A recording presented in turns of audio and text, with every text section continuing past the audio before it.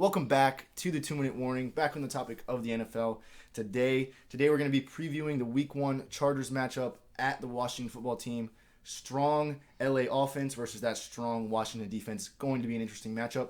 Before we get into our video, drop your score predictions down below in the comments, and you'll hear Jay and I's predictions at the end of the video. And remember, if you're looking to make some money on your Chargers this year, head on over to Thrive Fantasy. Take your fantasy picks and have faith in your Chargers offense this year. Here's a short video on how to do that. So here I am in the Thrive Fantasy website contest lobby. Let's take a look at some Chargers contest in honor of their Week 1 matchup against the Washington football team. We'll scroll down here and we'll see $2,500 Chargers only Week 1 free roll. That $2,500 is the prize pool. We'll enter the contest. This particular contest has a $0 entry fee, so no harm in signing up and entering this contest to root for your boys, the LA Chargers. Right off the bat, we got Justin Herbert, total completions and a total yardage prop. Take your pick. I know I believe in Justin Herbert in this Week 1 game against the Washington football team.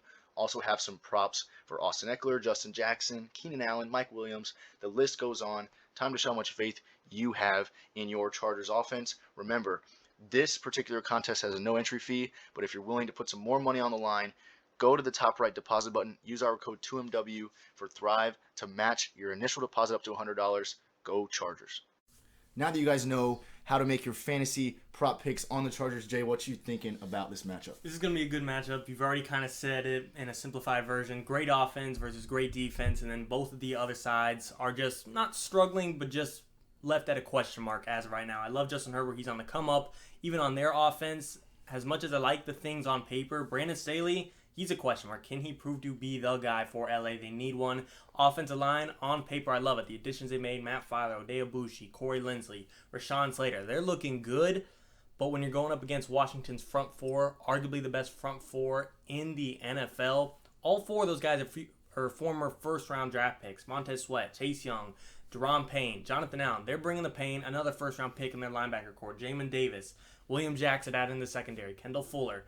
You guys know who Washington is, but you also knew who LA is. Now that Herbert and Keenan got their connection, Mike Williams is looking to have his best year yet because I don't say his job's on the line, but his job in LA might be on the line. Josh Palmer could be still the draft as a third-round rookie. Jalen Guyton, Jared Cook could be a big red zone target. Austin Eckler being healthy. I'm excited to see this. Personally, I don't think we'll see a 42-45 type of game. First game of the season, a brand new offensive line, a question mark Fitzpatrick in Washington. Things could get to that point, but if you told me to guess, I would predict not necessarily 7-10, but somewhere in the 20s to teens type of scoring range for this first round matchup. I just don't know what I'm getting out of Fitzpatrick. Am I getting 350 yards, 3 touchdowns, or 150 yards, 3 interceptions? We don't really know. Yeah, this is a big game for the Chargers. In my opinion, you start off with the Washington football team, and then you head to Dallas, two teams that I do think are going to be playoff contenders. Then you go to Kansas City. Actually, I'm not sure if they're going to each of those places, but they play Dallas, then Kansas City. So if they don't win Week 1, same thing possible in Week 2 and 3, that they could start 0-3. So big game for the Chargers. Obviously, that Washington up front, the defense as a whole is going to be a lot for the Chargers. I do think that the Chargers offense can work through that. I'm hoping to see a big game out of Austin Eckler. I do think that Herbert might have a hard time getting a lot of time in the pocket, so I'm looking for Austin Eckler, a lot of catches out of the backfield, and I do think that the Chargers offense will eventually be able to wear down that Washington defense, but that's just my optimistic hope for the Chargers. We do know that a good defense in the NFL is the best way to win football games, so I don't expect this game to be high scoring like you said. You mentioned Jared Cook. Justin Herbert used Hunter Henry a lot last year in the red zone as kind of his safety blanket as a target there in the red zone. So I'm looking for Jared Cook to step up, hopefully have a big catch in the red zone for Justin Herbert and the Chargers. But I'm expecting a low-scoring game that's going to have to be won on efficiency and lack of turnover. So the Chargers offense has got to be sharp. Yeah, and a couple things the Chargers can look forward to is, A, having Derwin James and Joey Bosa be together, hopefully for a full season. Last time that happened, 2018, they made a playoff run. Now Brandon Staley to lead them with Asante Samuel Jr. in the secondary, with Chris Harris Jr., with Nasir Adderley. All these guys hopefully being behind Derwin James can take that next step forward. And Chargers can look pretty interesting. Same thing for the front line. Can someone behind Joey Bosa step up, whether it be Linval Joseph and Cheney Nwosu, Kenneth Murray? I don't care who it is.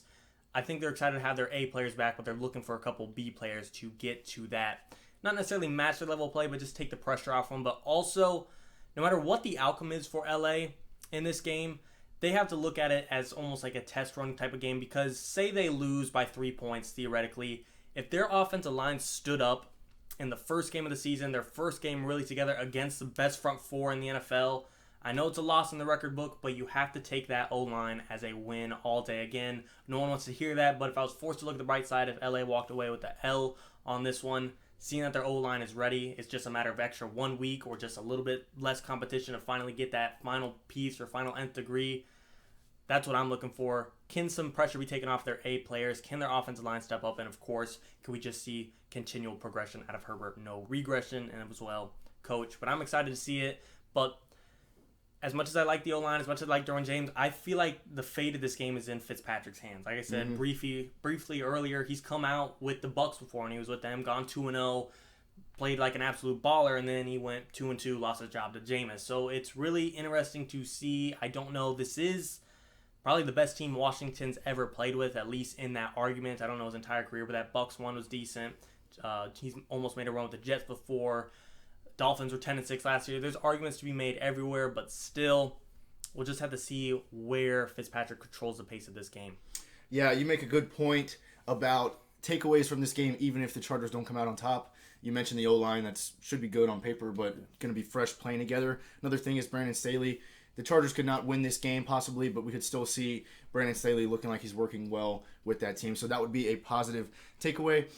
And all in all, I do think that the Chargers can hold together and push past this Washington defense. When I think of this matchup, I find myself thinking of Chargers offense versus Washington defense and kind of leaving the rest of the equation out of it. But in all honesty, you got under Washington center, prospectively, Ryan Fitzpatrick. I mean, the fact that, or the possibility that the Chargers defense force a turnover is very likely. So while the Chargers defense might not be top in the league, Joey Bosa gets in that backfield, or Derwin James makes a good read in the secondary, and you pick off Fitzpatrick, or you force pressure and he fumbles, that could be a huge turning point of the game, and that keeps Washington's defense they can't do as much, obviously, if their offense turn over the ball. Yeah, and I keep saying if Fitzpatrick has this ball again, 300 yards, 3 touchdowns, it's probably going to go towards Washington, but not necessarily. Herbert had a phenomenal year last year, and now he's building off of that and having real practices, real OTAs, real preseason, real training camp, just normal NFL season, entering in, being the guy. Last year he got thrown in right after Tyrod Taylor got messed up, and that's a whole different story, but 10 seconds before kickoff, and now that he's fully on that next level, who's to say that Fitzpatrick could have a great game and it's still not enough? I'm excited to see it. Both of these guys are in complete different situations, yet possibly entering the best spot of their career so far. Herbert's just such a small sample size, but you guys know what I mean. I'm excited to see it, but still, if you think this all depends on Fitzpatrick, it might not necessarily be in just his hands. You might actually need that defense to go from top 5 to top 3 to top 1 in just this game if you want to stand a chance against Herbert entering his second year. Yeah, that's another thing to look for, is even if the Chargers don't win this football game, is how Herbert performs against a top defense in the league. If he looks comfortable and he doesn't turn the ball over against the best defensive front in the league, that's something to be excited about for sure as a Charger fan. Yeah, and I'm just really, like I said, excited about these smaller pieces, not just for the Chargers and who's the second guy behind Derwin James, whether it be Asante, who's the second guy behind Joey Bosa, but for Washington as well. They brought in Curtis Samuel, former roommate, one of the best friends of Terry McLaurin, to really help out the receiving room. Can he step up? Antonio Gibson, he was looking like a great rookie running back last year, but he didn't really get handed the baton of being the starting guy, and then when he finally got handed to it, he got injured. So just those couple pieces. And on defense, Chase Young, we know how good he is, but just like Herbert, can he continue to progress and not just be stagnant or regress?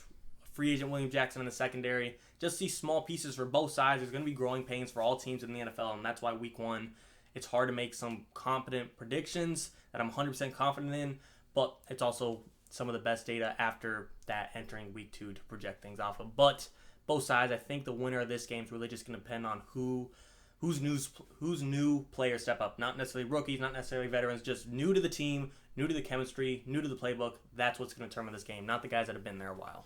Absolutely. So my final take is advantage Chargers. That offense, I think, is going to be able to overtake Washington's defense. Jay, as far as the score prediction, what you got? Like I said, I don't see a 45-42. I'm thinking a 24-17 win by the Los Angeles Chargers. Close game that could come down to just one score.